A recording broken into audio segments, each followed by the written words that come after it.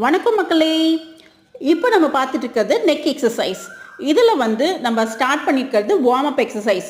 ரொம்ப நேரம் ஒர்க் பண்ணுறவங்க, அதாவது சிஸ்டம் முன்னாடி ரொம்ப நேரம் ஒர்க் பண்ணுறவங்க, ஸ்டூடெண்ட்ஸு ரொம்ப நேரம் சிஸ்டமில் இருக்கவங்க, அண்ட் ரைட்டிங் ஜாபில் இருக்கவங்க, அண்ட் பேங்க் ஜாபில் இருக்கவங்க, டிரைவர்ஸ் ரொம்ப நேரம் ஒரே இடத்துல உட்காந்து நியூட்ரல் பொசிஷனில் இருக்கவங்க, அண்ட் பார்த்திங்கன்னா டெய்லர்ஸ் ரொம்ப நேரம் சிட்டிங் பொசிஷனில் ஒரே பொசிஷனில் லாங் டியூரேஷனில் ஒர்க் பண்ணுறவங்க, அண்ட் மெஷின் ஆப்ரேட்டர்ஸ்.